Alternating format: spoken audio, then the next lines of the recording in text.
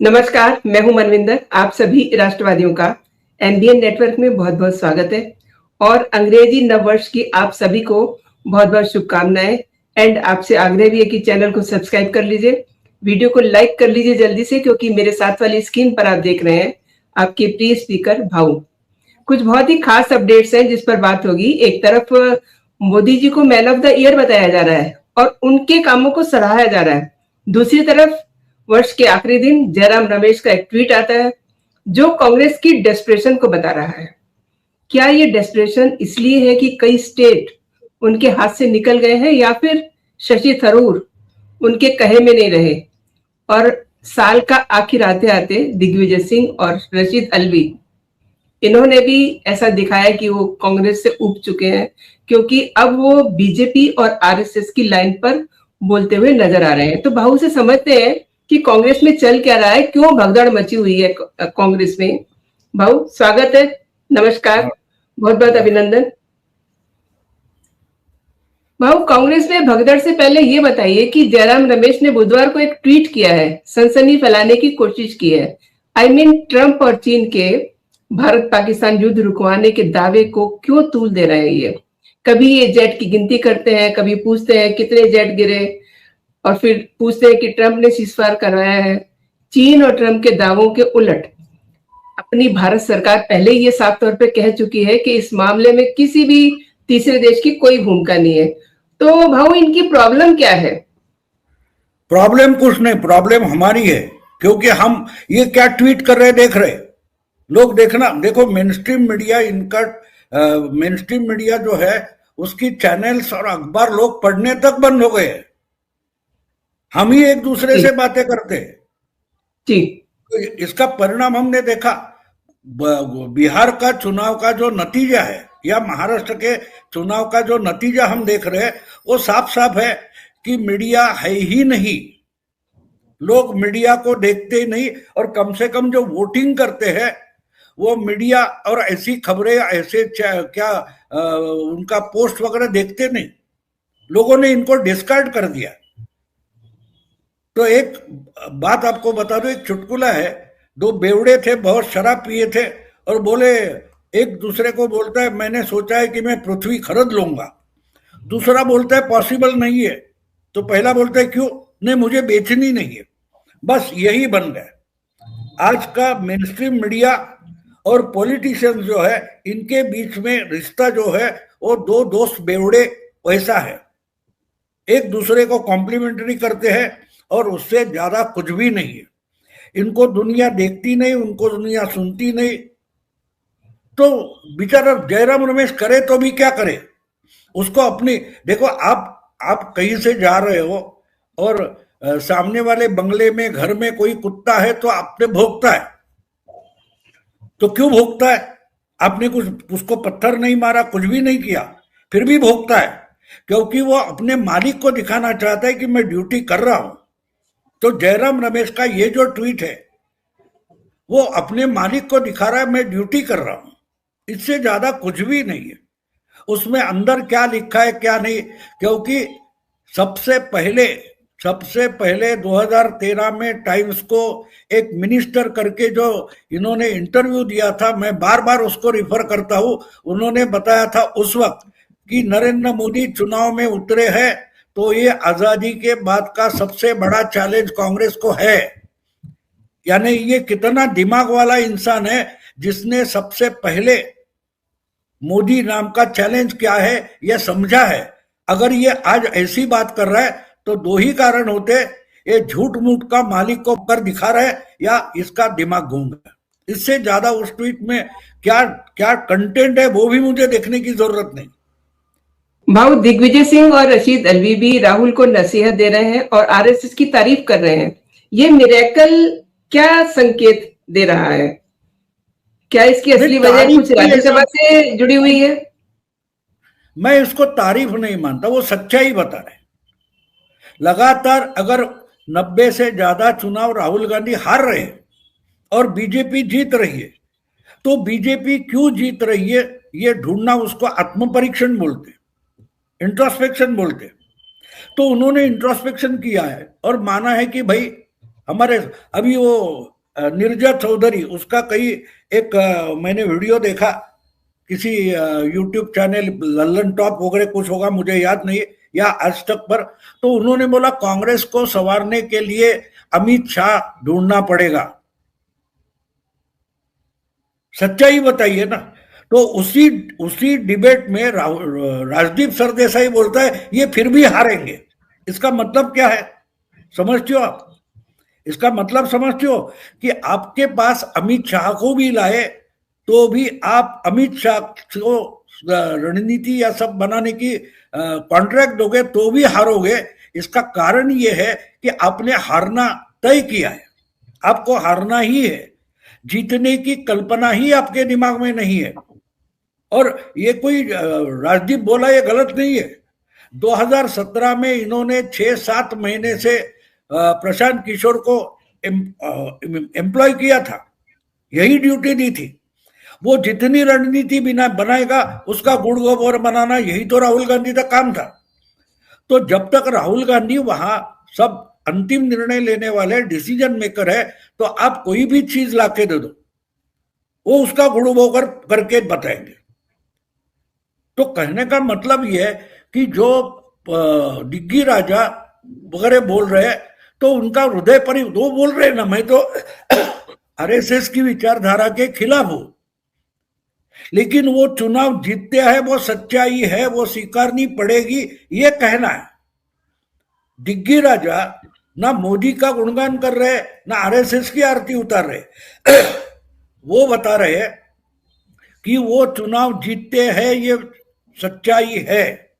और जब ये सच्चाई वो स्वीकार करते हैं तो जो शब्द उन्होंने बोले नहीं वो मायने निकलते हैं कि राहुल गांधी सरासर झूठ बोल रहा है, या तो भ्रमित हुआ है कि ईवीएम वोट चोरी वगैरह कुछ नहीं है, बीजेपी मेहनत करके चुनाव जीत लेती है, बीजेपी के पास चुनाव जीतने का मशीन है, उसका नाम आरएसएस है, और आरएसएस जैसा संगठन कांग्रेस के पास होगा तो ही कांग्रेस जीतेगी।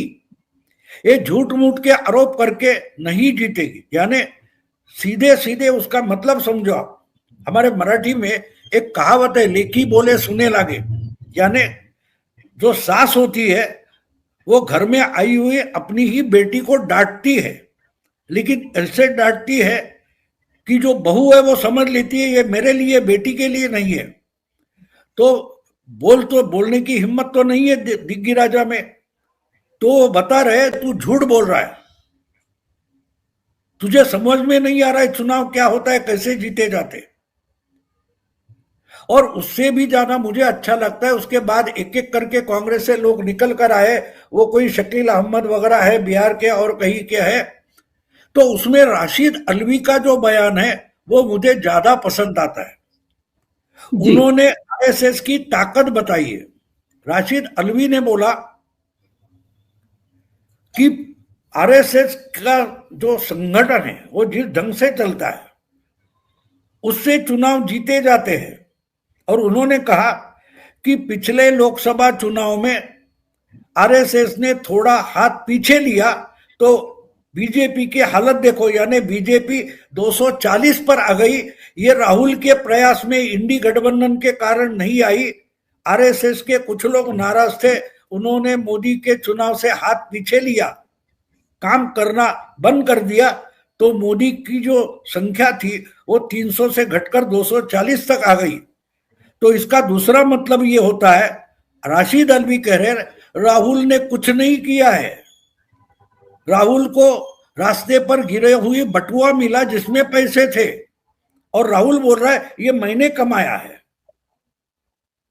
तो राशिद अल्वी जो बोल रहे वो मुझे ज्यादा पसंद आया कि वो असलियत बता रहे, अपनी ही पार्टी कितनी नाकारा और नालायक है वो बता रहे। तो इससे वो निकल नहीं पाएंगे। अगर आप प्रशांत किशोर जैसे जो स्ट्रेटेजिस्ट है उनका गुड़ गोबर करके बताते तो आपके पास अमित शाह जैसा कोई निकला तो क्या फायदा क्या है, आप उसका गुड़ गोबर कर दो। और ये होता है, देखो होता है। आयन रैंड नाम की जो लेखिका है अंग्रेजी, जिनके बहुत बड़े उपन्यास 50 साल पहले लिखे हुए बहुत बढ़िया एटलास ड्रग, फाउंटन हेड वगैरह। तो आयन रैंड में उन्होंने जो डैग्नी टैगर्ट नाम का कैरेक्टर लिखा है, वो अमेरिका में जिन्होंने पहले रेल रोड बनाए उस फैमिली से आती है, लेकिन वो लड़की है इसलिए कंपनी की हेड नहीं बन सकती, और उसका नाकारा भाई जो होता है वो बनता है। तो वो जी जान लगाकर रेल रोड बचाना चाहती है और ये नाकारा डुबाता है।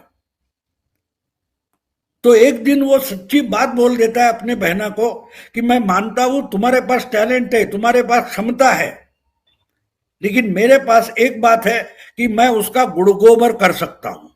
और आगे शायद एक सेंटेंस और लिखा है, इसी को क्लेरिकल मेंटालिटी बोलते हैं। तो राहुल गांधी की जो कांग्रेस में समस्या है वो उसका वर्णन उस उपन्यास में आया है। तो कितना भी अच्छा कोई स्ट्रेटेजिस्ट लाओ, अच्छा चाणक्य लाओ, ये चाणक्य बोलेगे झाड़ू उठाओ, झाड़ू लगाना शुरू करो, या टॉयलेट साफ करो। अब टॉयलेट साफ करने के लिए स्ट्रेटेजिस्ट लगता नहीं, लेकिन इनको टॉयलेट साफ करने वाला एक सफाई मजदूर और चाणक्य, इसका फर्क भी पता नहीं है, और वही तो डिसीजन लेने वाले। तो कांग्रेस की हालत और क्या हो सकती है, ऐसा ही चलेगा।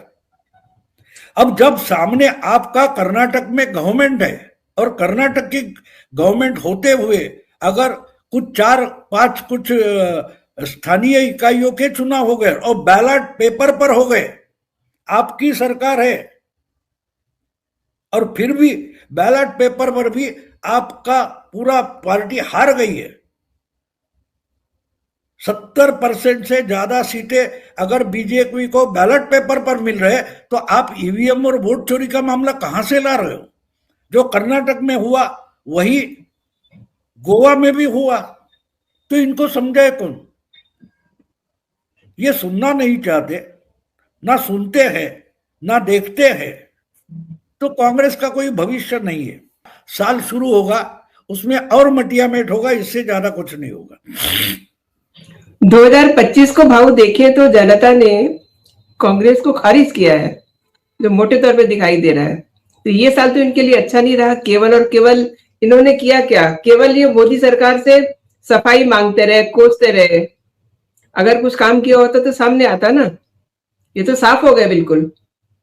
नहीं, देखो आप बहुत सारे यूट्यूब पर बहुत सारे वीडियो है, अजीब अजीब वीडियो होते हैं।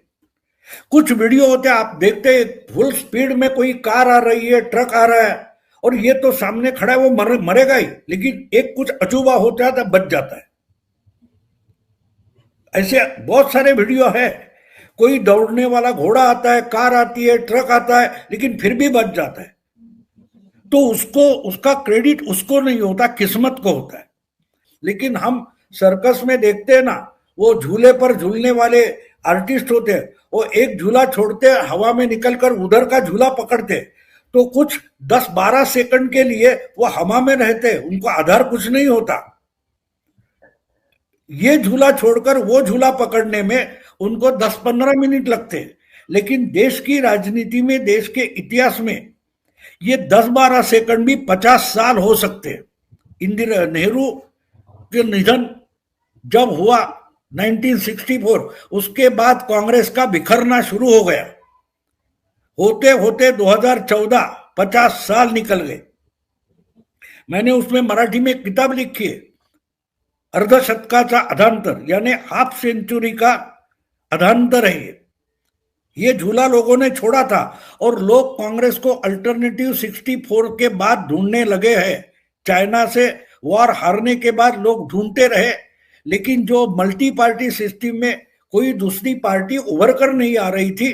तो 84 के बुरे हार के बाद बीजेपी और आरएसएस में बड़ा स्टॉर्मिंग सेशन हो गया कि क्या करें, और उसके बाद उन्होंने तय किया कि नई लीडरशिप, नया अप्रोच लेकर पार्टी फिर से खड़ी कर देंगे। 84 से 30 साल लग गए। 84 से 2014 में दूसरी पार्टी खड़ी हो गई। तो एक पार्टी ने तय किया कि हमको कांग्रेस को अल्टरनेटिव बनना है, और 30 साल में वो पार्टी अल्टरनेटिव बन गई, लेकिन जनता तो उसकी खोज में 50 साल से थी। वाजपेयी वगैरह हो गए, वो गठबंधन के प्राइम मिनिस्टर थे। Modi ji single party majority के बन गए और कांग्रेस पूरी की पूरी खत्म, 44 तक आ गई। लेकिन हर बार पिछले 50-60 सालों में जो अपोजिशन के लोग थे, कभी सोशलिस्ट थे, कभी कम्युनिस्ट थे, या कोई रीजनल पार्टियां थी, या जो थे, या अचानक बीजेपी को हटाना, आरएसएस के खिलाफ बोलते बोलते कांग्रेस को बचाते रहे, उसको मैं किस्मत बोलता हूं। कांग्रेस अपने आप नहीं बची है, दूसरे किसी के गलती के कारण कांग्रेस बचती रही, नहीं तो 77 में कांग्रेस खत्म हो गई थी, 90 में 89 में खत्म हो गई थी जी।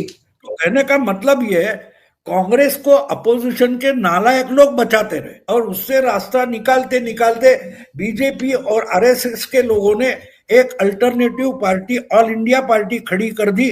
इसके लिए 2014 में हमने सिंगल पार्टी, 7 चुनाव के बाद, 84 के बाद किसी सिंगल पार्टी को या सिंगल गठबंधन को मेजॉरिटी मिली है तो 2014 में मिली है। 7 चुनाव गए थे, 8वें चुनाव में मिली। तो इसमें जो कुछ हो गया है वो हम समझते हैं ना, और समझना है तो, वरना ये इधर का उधर गठबंधन, वो डिवीजन ऑफ वोट्स, ये सब थियरीज है।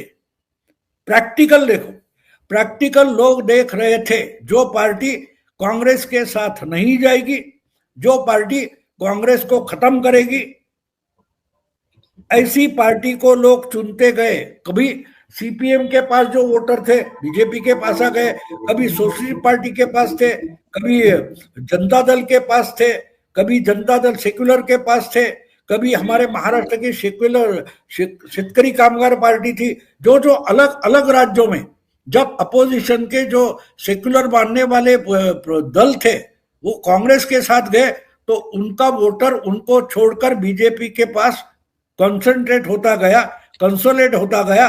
उसको मैं हिंदुत्ववादी नहीं मानता, वो उसको मैं एंटी कांग्रेस वोटर मानता हूं। बीजेपी की अब जो ताकत है 37 परसेंट वोटिंग, उसमें कम से कम 17% वोटर ऐसा है वो एंटी कांग्रेस है, वो हिंदुत्व मानता है, ऐसा मैं नहीं मानता।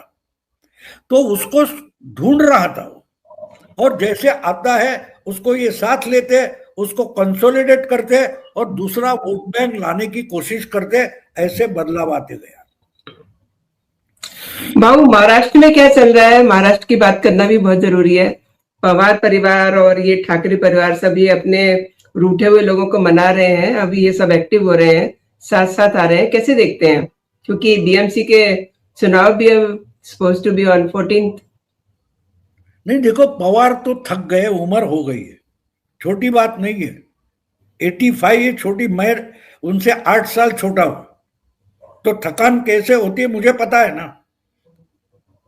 वो थक गए, और थकने से भी ज्यादा उम्मीद हार चुके हैं। पवार उम्मीद हार चुके हैं कि हमने इतना कुछ किया लेकिन बेटी को सेटल नहीं किया।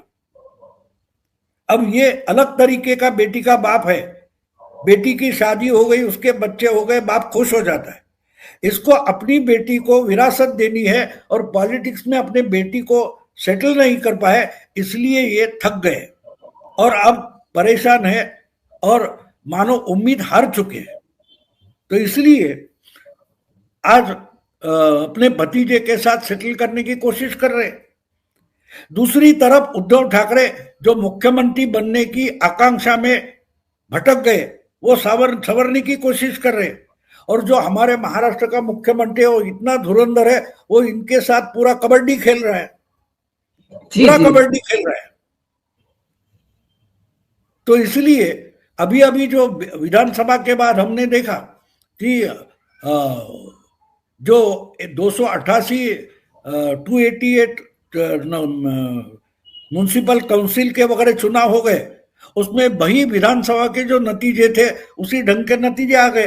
अभी भी ये जो नगर निगम के चुनाव है 19, उसमें से मुंबई इंपॉर्टेंट है क्योंकि सबसे बड़ा है, यानी बाकी के 28 कॉरपोरेशंस का जितना बजट है टोटल, उसके मानो 3.5 गुना बजट अकेले मुंबई का है। तो इसमें एक बात साफ है कि उद्धव ठाकरे भी उम्मीद हार चुके हैं, उनको पता चल गया गलती हो गई है और सुधरने की कोई उम्मीद नहीं है, रिवर्स गियर डालने से कुछ होने वाला नहीं, इसलिए वो अपने ही भाई को शरण गए। उनको होप है कि भाई कुछ भी छोटा भाई को साथ लेते तो ठाकरे ब्रांड नाम से चल जाएंगे, लेकिन वैसे ठाकरे ब्रांड चलने वाला नहीं है, समय मैं नहीं मानता कि वो चलेगा। अगर ये ठाकरे ब्रदर्स नहीं चलेंगे तो इसका मतलब तो बीजेपी के लिए बिल्कुल रास्ता साफ है। नहीं, रास्ता साफ होने की जरूरत नहीं है, लड़ने को तैयार ही नहीं है। अब जो 288 म्युनिसिपल काउंसिल की मैंने बात की, ये तो अभी 3 हफ्ते पहले का चुनाव हो गया। ये मुंबई से दोनों ठाकरे भाई निकले तक नहीं, और उन्होंने कहा ये तो छोटे छोटे शहर है, उनके लिए क्यों माथापच्ची करना है, हम मुंबई के लिए लड़ रहे हैं। हाँ ठीक है, गलत भी नहीं है, लेकिन अगर आपकी पूरी राज्यव्यापी पार्टी है, स्टेट लेवल क्षेत्रीय पार्टी है, तो आपको जाना चाहिए, आपके कार्यकर्ताओं को खड़ा करना चाहिए। अगर आप लड़ना नहीं चाहते तो जीतोगे कैसे? कमेंट्री बॉक्स में बैठकर जीते नहीं जाते। मैच खेलने के लिए आपको मैदान में उतरना पड़ता है, पिच पर जाना पड़ता है, बैटिंग बॉलिंग फील्डिंग करनी पड़ती है। इनकी वो तैयारी नहीं है।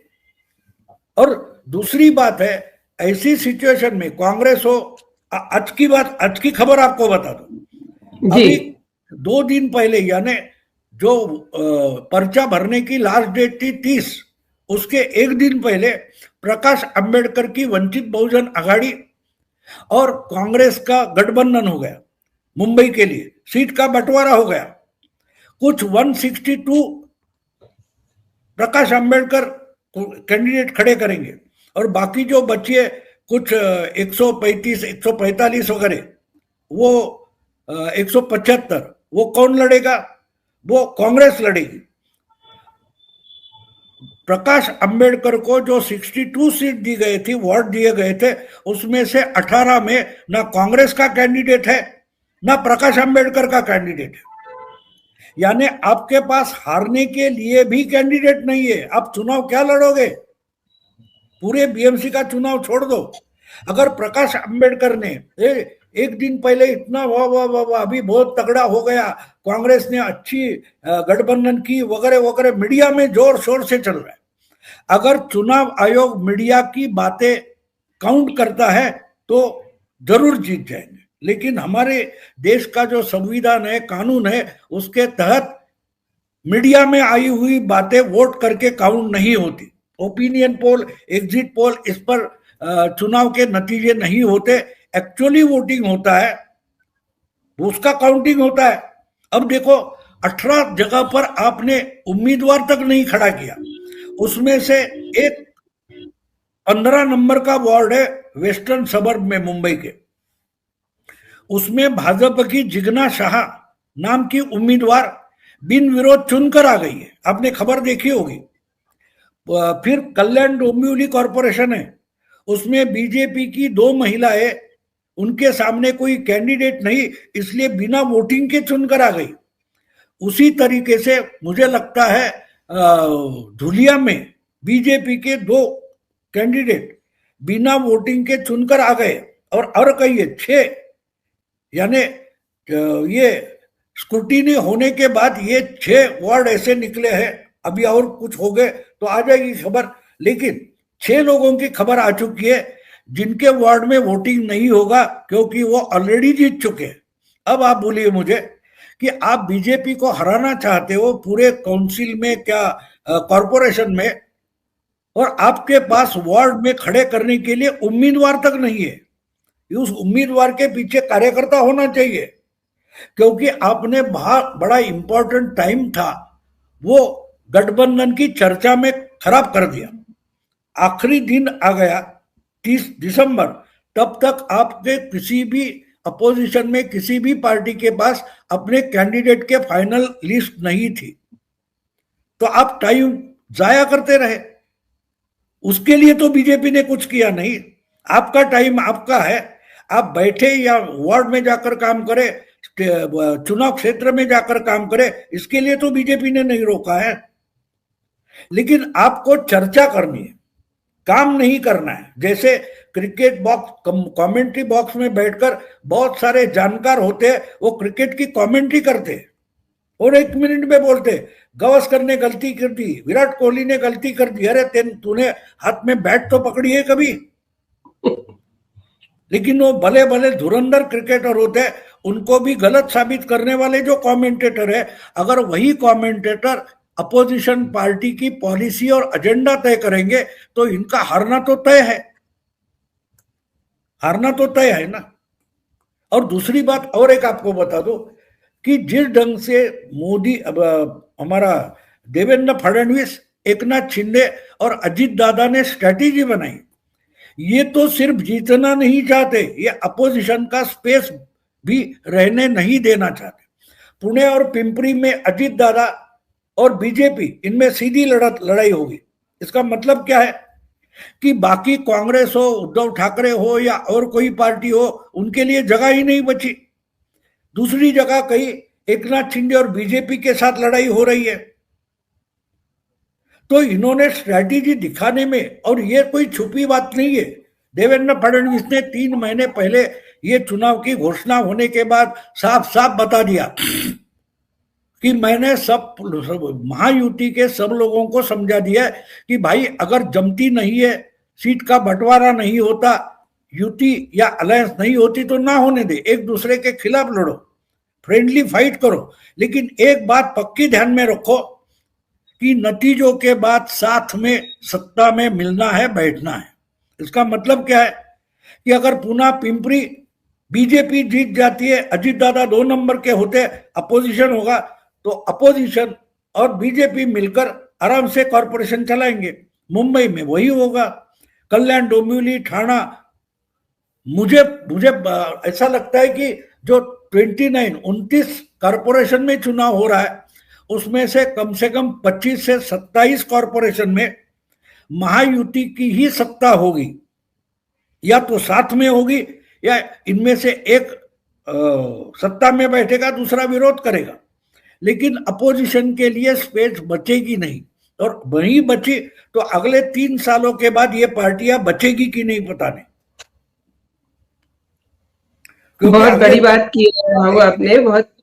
जी, मैं एंड ऑफ दिस शो एक छोटी सी टिप्पणी चाहूंगी। अब जिस तरीके से हमने पूरी चर्चा की है, आपको क्या लगता है आने वाले दिनों में कौन कौन लोग कांग्रेस को छोड़ के जाएंगे? कुछ लोग तो दिख ही रहे हैं। नहीं, वो छोड़कर जाएंगे वो बात अलग है, उनको कौन साथ लेगा? मैं मानता हूं कि कांग्रेस में जो कुछ करना चाहते हैं उनको छोड़ना नहीं चाहिए। उनको राहुल गांधी को हटाने का कोई मुहिम हाथ में लेनी चाहिए, या तो जैसे ममता ने अलग पार्टी बनाई, जगन मोहन ने अलग पार्टी बनाई, पवार ने अलग पार्टी बनाई, उनके नाम में भी कांग्रेस है, तो ये लोग अपनी पार्टी बनाए ना। आप करना चाहते हैं ना, दूसरे को शरण क्यों जाओगे? आप जिस विचारधारा को मानते हो उस विचारधारा के आधार पर कांग्रेस को कमजोर करके वो सब वोट बेस है वो लेकर अपनी पार्टी बनाओ। ममता ने कांग्रेस का ही वोट बेस लिया, जगन मोहन ने अपना कांग्रेस का ही वोट बेस लिया है, तो बीजेपी में क्यों जाओगे? आप दूसरी पार्टी में मत जाओ, अपनी ही पार्टी बनाओ, उसका कुछ और नाम दे दो, कांग्रेस रखो या कुछ भी रखो। तो कांग्रेस का कोई भविष्य नहीं है, कांग्रेस का कोई भविष्य नहीं है। जब तक कांग्रेस पार्टी गांधी परिवार के चंगुल से नहीं निकलती तब तक कांग्रेस को कोई भविष्य नहीं है। बाबू, आपने मेरे दर्शकों को कई विषयों पे महत्वपूर्ण जानकारी दी। आपने मेरे लिए समय निकाला, मेरे शो के लिए समय निकाला। बहुत बहुत धन्यवाद। Thanks a lot. जय हिंद, जय